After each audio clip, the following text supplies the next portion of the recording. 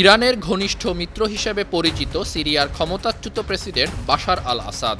বিদ্রোহীদের হামলার মুখে তার সরকারের পতনে বড় ধরনের ধাক্কা খেয়েছে ইরান। ইসরায়েলের অব্যাহত বিমান হামলায় ফিলিস্তিনের গাজায় ইরানের অন্যতম প্রক্সি গ্রুপ হামাস যোদ্ধারা এবং লেবাননের সশস্ত্র সংগঠন হিজবুল্লাহর অস্তিত্ব এখন নড়বড়ে। আর সিরিয়ায় বাশার আল আসাদ সরকারের পতন ইরানের জন্য একটি বড় কৌশলগত পরাজয় হিসাবে বিবেচিত হচ্ছে। ব্রিটিশ বার্তা সংস্থা বিবিসির প্রতিবেদনে এসব তথ্য উঠে এসেছে। বিশ্লেষকরা মনে করছেন, গেল ৮ ডিসেম্বর আসাদ সরকারের পতনের পর ইরান তার আঞ্চলিক শক্তি এক্সিস অফ রেজিস্ট্যান্স এর নেতৃত্বে থাকা অবস্থান হারিয়েছে। ইরানের সমর্থন পাওয়া ক্ষতিগ্রস্ত বাহিনীর মধ্যে কেবল ইয়েমেনের হুতি বিদ্রোহীরা বেঁচে থাকলেও অন্যান্য শক্তিশালী সঙ্গীরা ইরানের নিয়ন্ত্রণ থেকে বেরিয়ে গেছে। ১৯৭৯ সালের ইসলামী বিপ্লবের সময় থেকেই ইরান এই অঞ্চলে প্রভাব বজায় রাখার পাশাপাশি ইসরায়েলি হামলার প্রতিরোধ করতে মিলিশিয়াদের একটি নেটওয়ার্ক তৈরি করেছে। এ কাজে কয়েক দশক ধরে সহায়তা করেছেন সিরিয়ার তৎকালীন প্রেসিডেন্ট হাফিজ আল আসাদ এবং পরবর্তীতে তার ছেলে বাশার আল আসাদ। মূলত ইরানের শিয়া ধর্মগুরু এবং আসাদের জোট সুন্নি প্রধান মধ্যপ্রাচ্যে ইরানের ভিত শক্ত করতে সাহায্য করেছিল। মিত্র ইরানের কাছে লেবাননের হিজবুল্লাহ ও অন্যান্য আঞ্চলিক সশস্ত্র গোষ্ঠীকে সহায়তা পৌঁছানোর জন্য সিরিয়া ছিল গুরুত্বপূর্ণ সরবরাহ রুট। বাশার আল আসাদকে সাহায্য করতে এর আগেও ইরান এগিয়ে এসেছিল। ২০১১ সালে সিরিয়ায় গণ অভ্যুত্থান গৃহযুদ্ধে রূপ নেয়ার পর যখন বাশার আল আসাদকে দুর্বল বলে মনে হচ্ছিল, সেই সময় যোদ্ধা, জ্বালানি ও অস্ত্র সরবরাহ করেছিল তেহরান। ওই সময় জেনারেল সহ ইরানের ২০০০ সেনা নিহত হয়। গবেষণা প্রতিষ্ঠান চ্যাথাম হাউসের মধ্যপ্রাচ্য ও উত্তর আফ্রিকা কর্মসূচির পরিচালক ডক্টর সানাম ভাকিল বলেছেন, ২০১১ সাল থেকে সিরিয়ায় $৩,০০০ কোটি থেকে $৫,০০০ কোটি মার্কিন ডলার ব্যয় করেছে ইরান।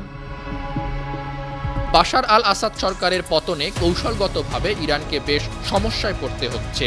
আসাদ ক্ষমতায় থাকাকালে ইরান ভবিষ্যতে যে প্রক্রিয়ায় লেবাননে হিজবুল্লাহদের সহায়তা করতে পারত, এখন সেই প্রক্রিয়া ব্যাহত হবে। এছাড়া সিরিয়ায় ইরানের দূতাবাসে হামলা ও ভাঙচুরের ঘটনার মাধ্যমে ইরানকে প্রতীকধর্মী আঘাত করা হয়েছে বলে মনে করছেন বিশ্লেষকদের অনেকে। যদিও বাশার আল আসাদের পতনের পর ইরানের সর্বোচ্চ নেতা আয়াতুল্লাহ আলী খামেনি দাবি করেছেন, ইরান শক্তিশালী আছে, আরও শক্তিশালী হবে, মধ্যপ্রাচ্যে তার নেতৃত্বাধীন প্রতিরোধ জোট আরও শক্তিশালী হবে। তবে বিশ্লেষকদের অনেকেই বলছেন, বর্তমান পরিস্থিতিতে ইরান চাপের মুখে আছে, যেখানে পশ্চিমা শক্তির সঙ্গে আলোচনা বা কড়া অবস্থান নেয়ার বিষয়ে প্রশ্ন উঠেছে। তবে গবেষণা প্রতিষ্ঠান চ্যাথাম হাউসের বিশেষজ্ঞ ডক্টর ওয়াকিল মনে করেন, টিকে থাকাই এখন এই ইসলামী প্রজাতন্ত্রের অগ্রাধিকার হবে। তার মতে, ট্রাম্পের পক্ষ থেকে ইরানের পরমাণু কর্মসূচি সংক্রান্ত যে চাপ রয়েছে, সেটা থেকে বাঁচতে এক্সিস অফ রেজিস্ট্যান্সের অবশিষ্টাংশকে শক্তিশালী করতে চাইবে ইরান। এছাড়া আঞ্চলিক সম্পর্কের ক্ষেত্রে পুনরায় বিনিয়োগও করতে চাইবে দেশটি।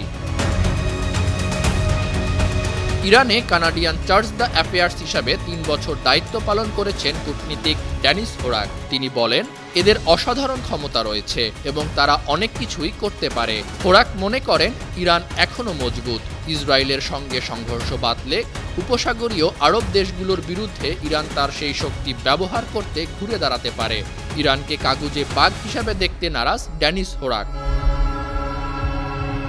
এদিকে আসছে ২০ জানুয়ারি ডোনাল্ড ট্রাম্প মার্কিন যুক্তরাষ্ট্রের প্রেসিডেন্ট হিসাবে দায়িত্ব নেবেন।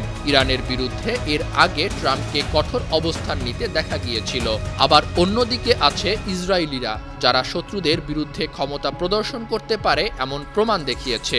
এসব নানা হিসেব নিকেশে ধারণা করা হচ্ছে, আঞ্চলিক শক্তির নেতৃত্ব ফিরে পাওয়া নিয়ে বেশ দুশ্চিন্তায় ইরান। আন্তর্জাতিকভাবে খুবই দুর্বল হয়ে পড়েছে দেশটি।